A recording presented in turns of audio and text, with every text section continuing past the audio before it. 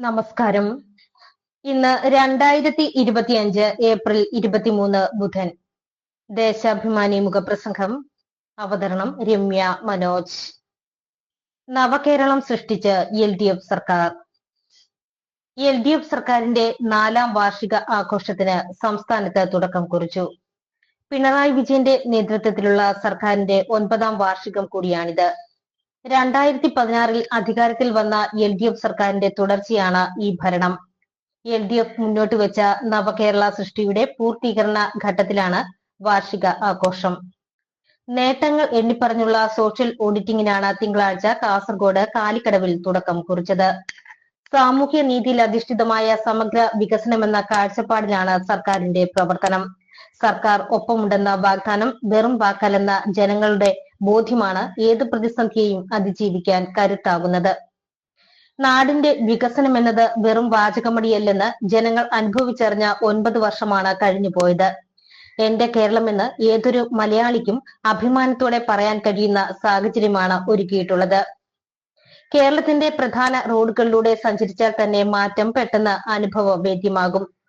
9 വർഷം മുമ്പ് പൊട്ടിപ്പൊളിഞ്ഞു കിടന്ന റോഡിലൂടെ സഞ്ചരിച്ച് നടുവൊടിഞ്ഞവർ മലയോര മേഖലകളിൽ പോലും സുഖമായി യാത്ര ചെയ്യുന്നു. UDF കാലത്ത് ഉപേക്ഷിച്ച ദേശീയപാതയുടെ നിർമ്മാണം അവസാന ഘട്ടത്തിലാണ്. കാസർഗോഡ് നിന്ന് തിരുവനന്തപുരത്തേക്ക് അതിവേഗം എത്താനുള്ള 6 വരി പാതയാണ് ഒരുങ്ങുന്നത്. സ്ഥലമെടുപ്പിന് 6000 കോടി രൂപ കിഫ്ബി വഴി സംസ്ഥാനം കൊടുക്കാൻ തയ്യാറായതുകൊണ്ടാണ് ദേശീയപാത നിർമ്മിക്കാനായത്. മറ്റൊരു സംസ്ഥാനവും ദേശീയപാതയ്ക്ക് പണം മുടക്കിയിട്ടില്ലെന്നതും പ്രത്യേകം ഓർക്കേണ്ടതാണ്. UDF ഭരണത്തിൽ പണി അവസാനിപ്പിച്ചു ഓഫീസും പൂട്ടിപ്പോയ പദ്ധതിയാണ് LDF സർക്കാരിന്റെ ഇച്ഛാശക്തിയിൽ നടപ്പാക്കാനായത്.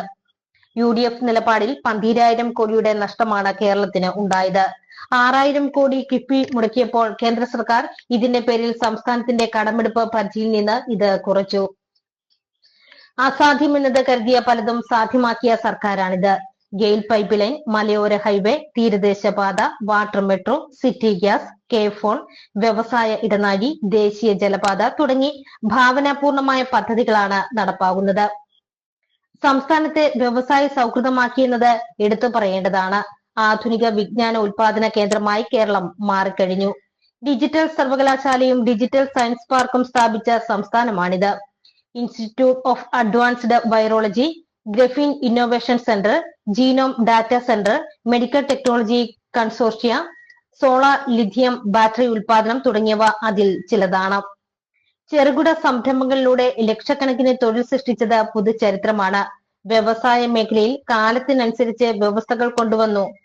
നിക്ഷേപ സംഗമത്തിൽ വന്ന വാഗ്ദാനങ്ങൾ പാലിക്കാൻ ഫാസ്റ്റ് ട്രാക്ക് സംവിധാനം ഏർപ്പെടുത്തി. 5 മിനിറ്റിനുള്ളിൽ വ്യവസായം തുടങ്ങാമെന്നത് വെറും വാക്കല്ല.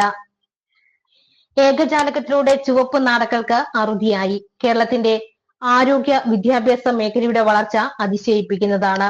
അത്യാധുനിക രീതിയിലുള്ള കെട്ടിടങ്ങളും സൗകര്യങ്ങളുമാണ് സർക്കാർ ആശുപത്രികൾക്കും വിദ്യാലയങ്ങൾക്കും ഒരുങ്ങിയത്. 60 ലക്ഷം ആളുകൾക്ക് 1600 രൂപ വീതം ക്ഷേമ പെൻഷൻ നൽകുന്ന ഏക സംസ്ഥാനമാണ് കേരളം.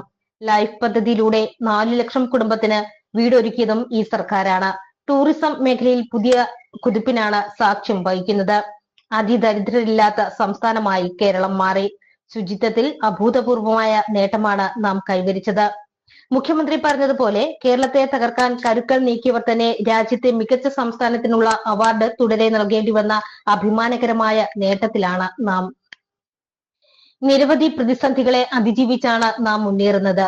പ്രകൃതി ദുരന്തങ്ങളിൽ താങ്ങാകേണ്ട കേന്ദ്ര സർക്കാർ സഹായിച്ചില്ലെന്ന് മാത്രമല്ല, സഹായങ്ങൾ മുടക്കാനുള്ള എല്ലാ വഴികളും സ്വീകരിച്ചു. അതിനെയെല്ലാം ജനങ്ങളുടെ കൂട്ടായ്മയിൽ അതിജീവിച്ചാണ് കേരളം മുന്നേറുന്നത്. വികസിത രാജ്യങ്ങളെ പോലും അതിശയിപ്പിക്കുന്ന അതിജീവനം ജനങ്ങളെ ഒപ്പം നിർത്തിയുള്ള സർക്കാരിന്റെ പ്രവർത്തനങ്ങളാണെന്നതിൽ സംശയമില്ല. എന്നാൽ കേരളത്തിന്റെ ഈ നേട്ടങ്ങൾ അംഗീകരിക്കാൻ പ്രതിപക്ഷത്തിനോ അവരെ പിന്താങ്ങുന്ന മാധ്യമങ്ങൾക്കോ കഴിയുന്നില്ല. അവർ നിരന്തരം വ്യാജ ആരോപണങ്ങൾ സൃഷ്ടിച്ച് സർക്കാരിനെയും ഇടതുപക്ഷത്തെയും കടന്നാക്രമിക്കാൻ ശ്രമിക്കുകയാണ്.